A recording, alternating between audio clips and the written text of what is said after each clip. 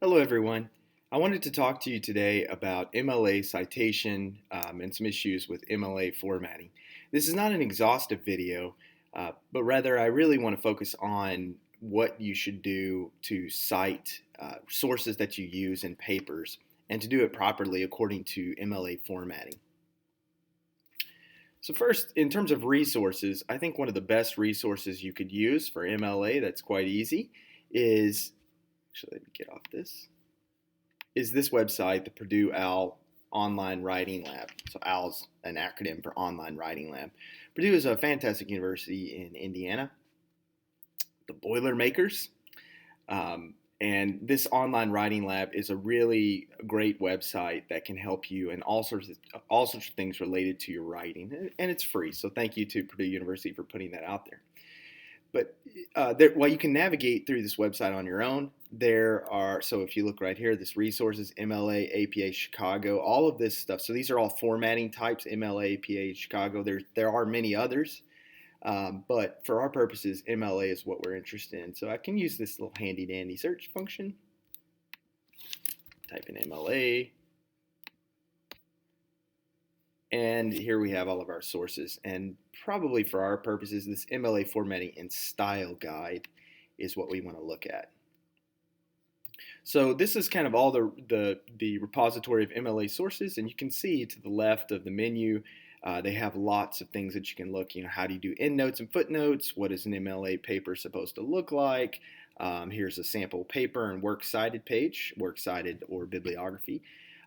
There's a lot of things in here. So how do you do PowerPoint presentation, MLA, all this stuff. So the general rule for formatting is it doesn't really matter which type you use as long as you stay consistent with the rules.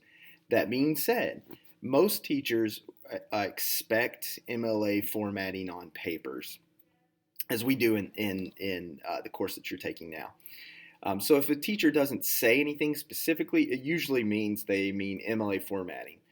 Unless you're in the sciences, and the sciences tend to use APA formatting. But really, in the end, you just need to have kind of an idea about what the formats look like, especially one or two, in this case MLA. And you don't need to remember all of the rules, but you rather need to know like where you can look to figure out how to do things. And this Purdue OWL Writing Lab is a really good one for that. So just a couple of issues on MLA formatting before I talk about the specifics.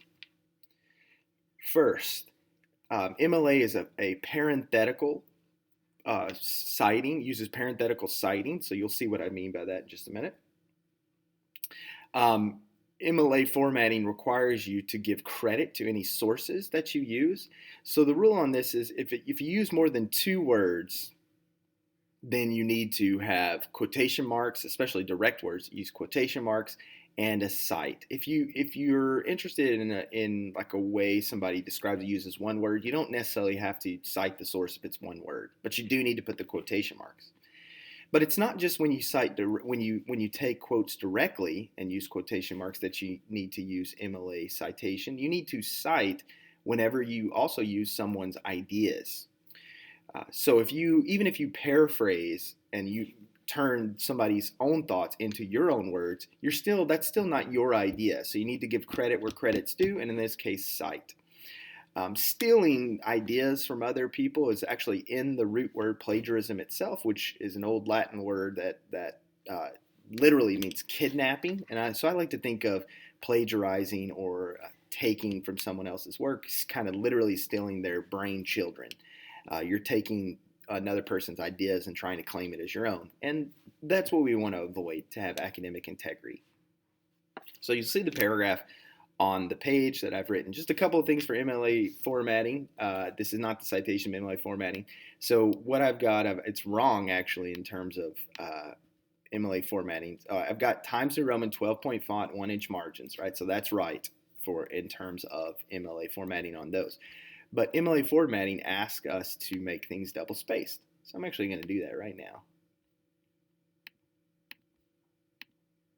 Now it looks more like an MLA paragraph. And let's go ahead and indent, just for grammatical sake. Okay, so if you take a look at this paragraph that I've written, you'll see places that need citations. I did not put the citations in because I wanted to show you kind of how this works. But if you just take a quick look at the paragraph and ask yourself, where do you think I should cite? Hopefully what you saw is there's several times where I directly quote material. For example, this quote, Beowulf demands attentiveness, quote, end quote. These quotes are indicating to the reader that this is an exact quote from a source. So notice I have no citation. This would be a violation of MLA citation rules. In this case, I'm not giving credit. Even though I say his name, I'm not giving credit to Calvin Brown for this quote. You can also see Melissa Snell, right? This quotation. These are direct quotations. Now, you may think that I have this direct quote on Self-Reflecting Characters by Seamus Heaney, but notice it's one word.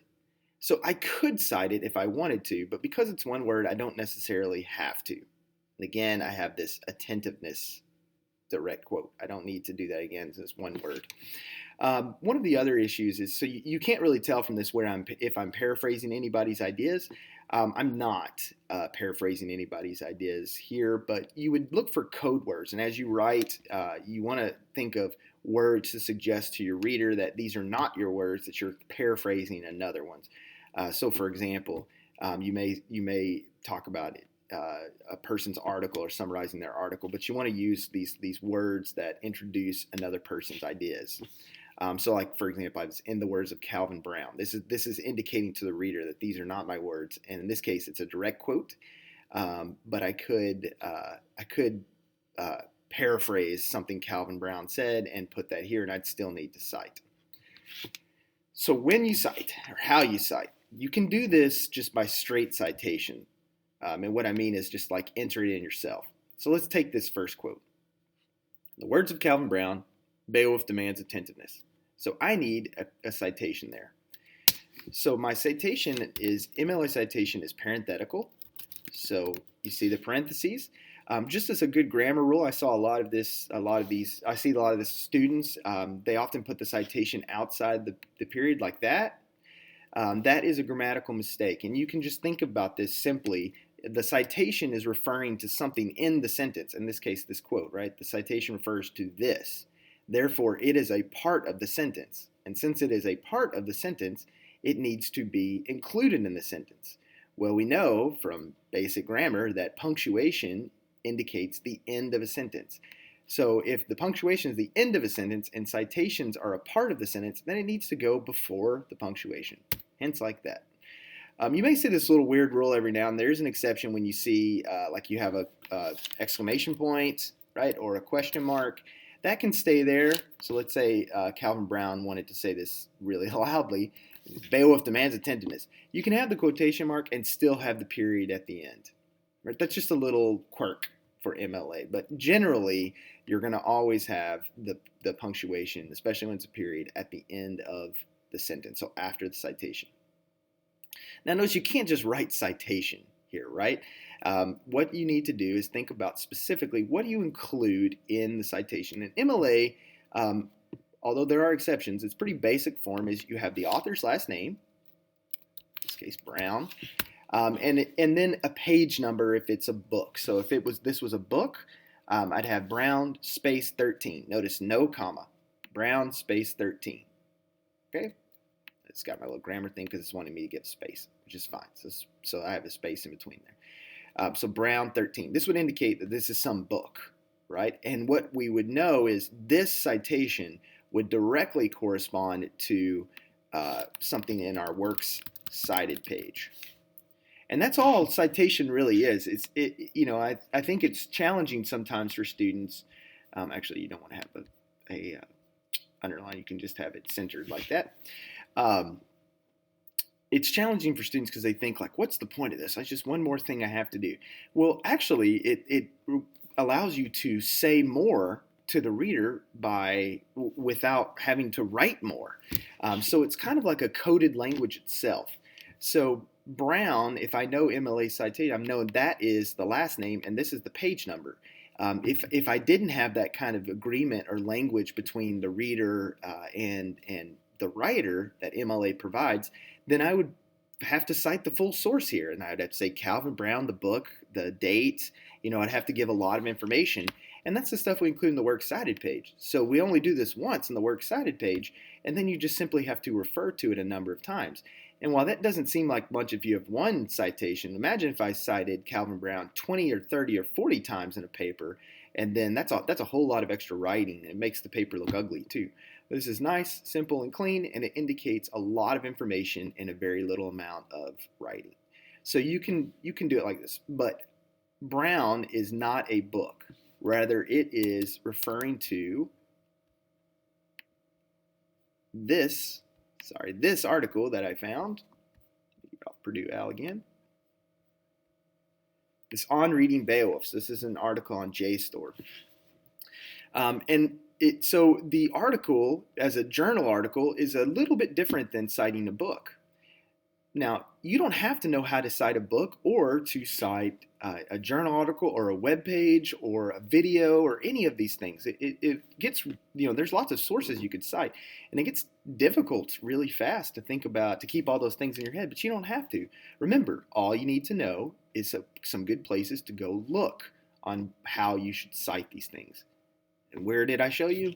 Purdue Al. So we can go to Purdue Al to think about how to cite certain things. So in this case, let's look at, here we go, MLA citation, the basics. And if you follow down, you'll see, so like here, for example, is the book, what I mentioned, the book and the page number. There you go. We have unknown author, corporate author, citations, no author, all of this stuff is there. And so you can kind of correspond through this and see. You may have to go looking. There's one citing the Bible. You may see that from time to time, especially in your papers, if you have any kind of religious papers you write. There's all sorts of things like citing transcript plays or screenplays. I don't know how to do that. I would go to this source as well.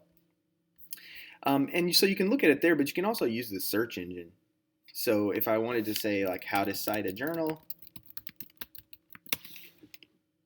yep, see, here we go, page periodicals. So you can, this is a really, really good website to find those things. Okay, so if I did go look for that Purdue Al, I would see that when you cite a article, you would cite just the last name, right? There's no, if I wanted to put the page number, I could, but I could just cite the last name, and that's fine. On a side note, if you ever state the author's name, often you don't. You don't put Brown here.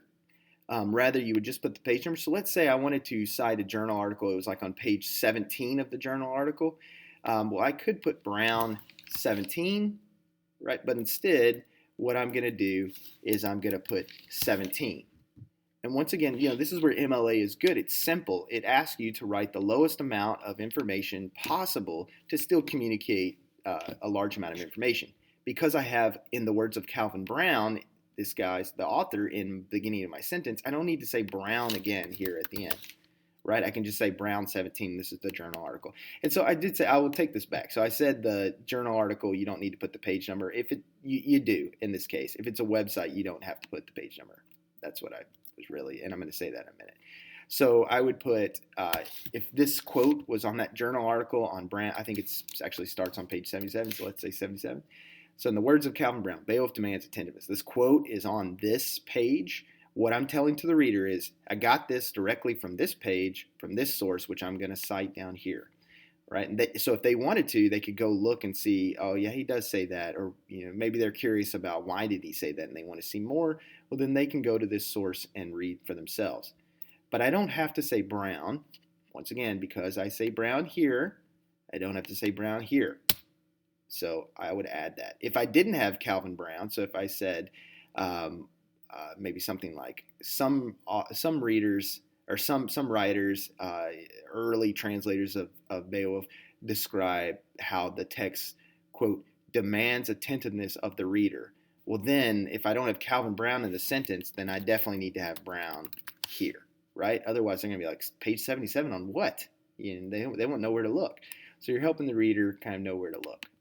So in terms of the paper as it stands, this 77 is grammatically correct. Okay.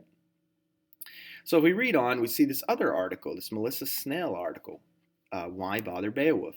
Argues that modern readers can learn blah blah blah blah blah. Notice this is a quote, so once again I'm direct with the quote and the end quote. I'm directly telling the reader I got this quote from this article. These are not my words. Now that you've kind of learned about MLA, you can see what's wrong with this. So take a moment, think what's wrong with this statement. Well, hopefully you saw that first we don't have the citation. We got the period there, and we don't have a citation, a parenthetical citation. And parenthetical citation only means it's a citation in parentheses, right? That's all it means. And so I need a citation here. So what I would do is what's my source? So this comes from this website, Why It's Important to Read Beowulf, that I found. Melissa Snell. See, right? Blah, blah, blah, right there. And so this is a website. So once again, if you're like, I don't know how to cite a website, where can you go? Purdue Owl, good source. There are lots of sources out there, including, and you can actually buy a copy of the MLA style guide, like a hard copy book. And many universities ask you to do that and have that on your shelf. But I think the search function that's in Purdue Owl really makes that useful. So going back, why bother with Beowulf? So it's a website article, and so if I looked, I would see, well, you don't have to. There's no page numbers, so you just need the last name, right? Melissa Snell, last name of the author Snell. Now, some of you may point out, but wait a second, you say Melissa Snell in the sentence. Why do you have to put Snell here? Well, there's no page number, right? And if it was an article and I had something like Snell 17, then you're right. I don't need to put Snell, but there's no information I can really put there, right? So I'm going to put Snell. Even though I say Snell here, I'm going to put Snell again, so the reader can get that direct citation. And you can't leave it without the even though I say Melissa Snell in her article, Why Bother with Beowulf? According to MLA, that's still not giving proper credit because I need the citation to really make clear to the reader that I'm getting this from somewhere else. Notice as the paragraph goes on, I have one quoted word. I don't need to cite that. I have one quoted word. I don't need to cite that, right? And so in terms of citation, I've done my job in this paragraph, right? I have given credit to words that aren't my own. I have followed proper MLA citation methods, right? Think of it as I've spoken the language correctly. And my reader can see where that information is from, right? It's not to like police you. It's not just to keep you from like you've got to do this to be honest. That is important. Give credit where credit's due, but really it's meant to whoever reads your paper, they can go look at these sources not to check up on you, but to further explore the things that you write about. That's the positive way of looking at MLA citations, and I think that's really the best way to look at it. Okay, so this is a simple way you can do this, but there is an even simpler way. So what I would have to do to complete my paper on this is now that I've cited, I would have to then enter the citations in my works cited page. I'd have to, like for example, this Melissa Snell article, I'd have to give the full bibliographic or works cited citation so that I would be able to talk to her. Sorry, the bell going off. So that I would be able to show her article. In this case, I would say Melissa Snell.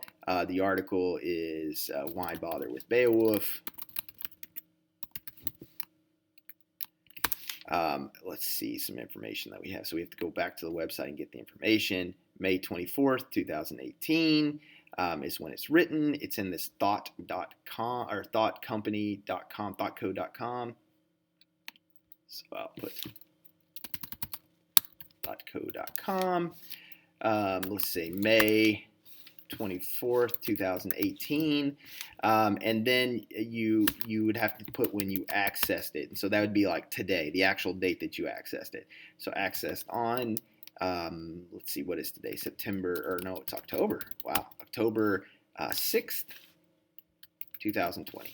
And so this information, even though it's actually not correct, is saying this is the author, this is the name of the article, this is where it's from, this is when she wrote it, and this is when it's accessed. You can see all this information that you have to do for a works cited page Once again, Purdue Al. You don't have to remember this, but you need to know where to look to see what it is supposed to look like.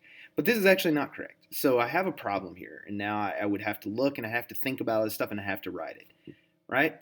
Well, there's a simpler way, and it's built into Microsoft Word. So you don't necessarily have to do this. You can let Microsoft Word do this for you. So I'll show you that source. So if you go, like, here's where my citation is, and if I went to this and I would click References,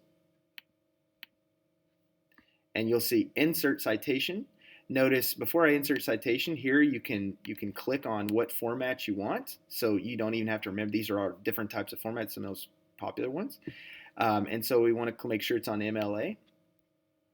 Insert citation. And what it does is it allows me to plug in information. I don't even have to remember what I need to include. I just need to get the information. So this is it's not an article journal. It is, let's see, where's the website? It is, let's say, electronic source, right? So first I click the type of source. You can do article and journal, all this stuff. Website. Yeah, let's put it as a website. Let's put it as a website. So here we have, no, I want to do it as electronic source because it's more than just a website. It's an article within the website. So I click electronic source, and then notice the information that's starred. That's the only things you need to enter is the starred information, right? So now I have Melissa Snell as the author. I can say, why bother with Beowulf? I can say let's see, where do I want to put the website? Some Medium website. 2018, we had that May 24th. 2018. Let's see here. We can use, I'd probably put the publisher, at least, is where I'd put the website, even though it's not starred, because we need that information somewhere. This is where it's kind of tricky with websites and articles on websites for this, but I would say definitely include that in the publisher. City, let's see if we can get that information. So you just, once again, you just need to figure out where to get the information. In this case, we go to the website and look, right? And see, I don't really have a city or anything on. I don't know necessarily where this is. I guess I could look up where ThoughtCo is, but I don't necessarily have to do that. So I've noticed I've got the type, the let me check on website actually, now that I mention this. Yeah, let's do this. So website. So let's just make it a rule. Anytime you do a website, let's do that. Thoughtco.com. See, even me, right? I don't have to remember all this stuff. I can just see what Microsoft Word is suggesting me to do and use. I need to know how to use the resource. I don't have to know the information. So here we have the year accessed, which is today. So I accessed this today. This is what I was mentioning earlier. And then see, I've noticed I've got all this information in, and then I hit OK. And when I hit OK, boom, see Snell right there? And then I would delete that. So see, I've got that perfectly right there, right? Oh, and actually, this should actually be down with this. Now see, it perfectly corresponds. Perfectly corresponds to what I wrote, right? So let me just insert that again. So I'll tell you one of the interesting things that happened. So once I did that, so notice I deleted it. Sorry about that, folks.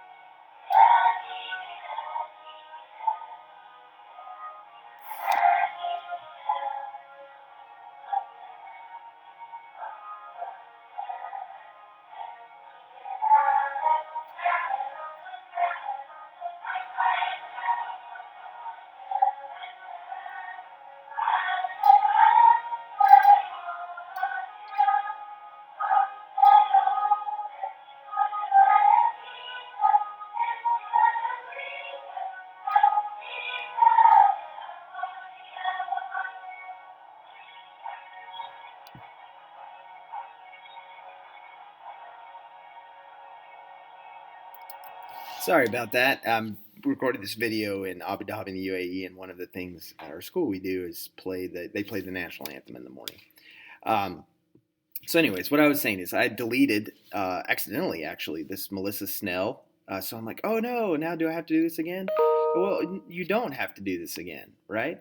You simply have to know what to do with it. So in this case, let's do this.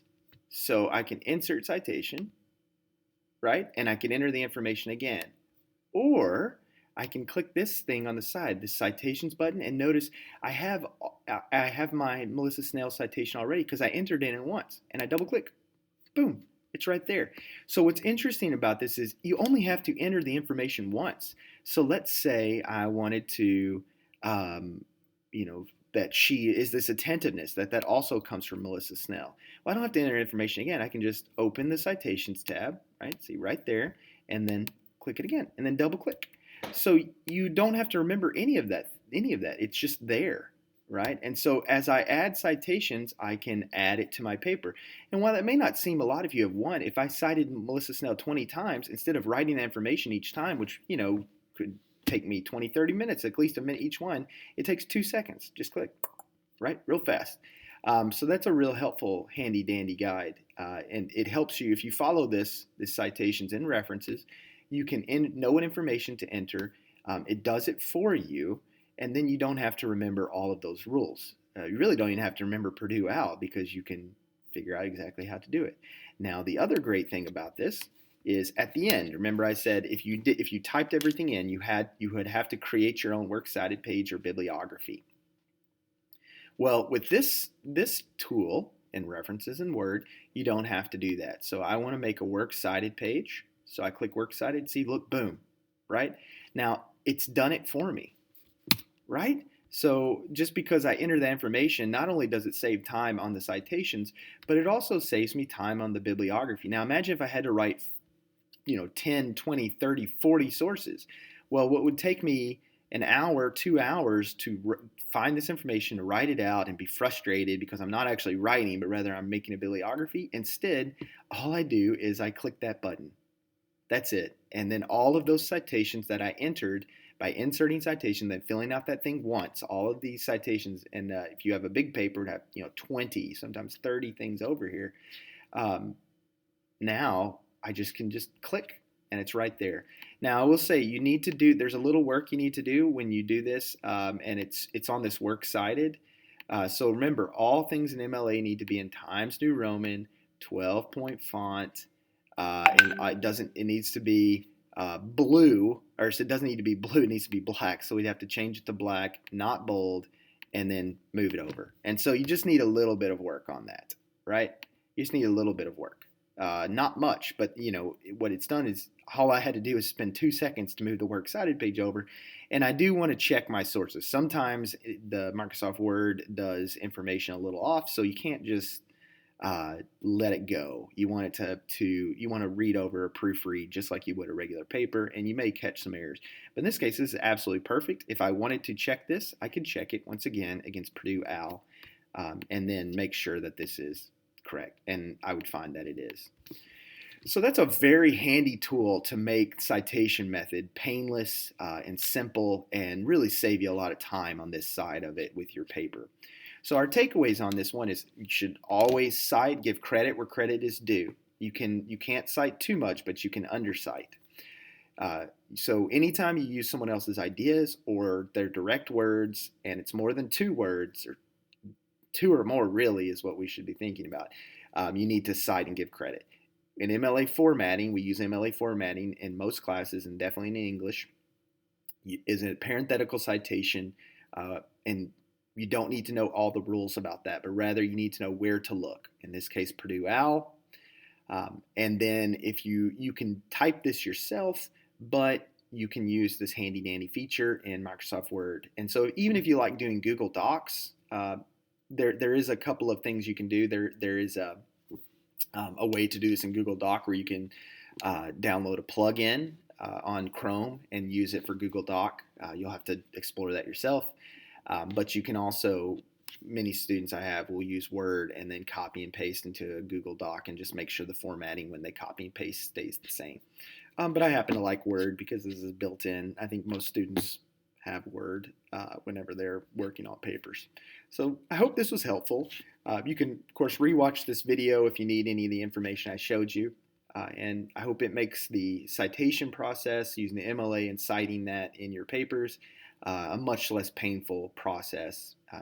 This can benefit you and save you some time.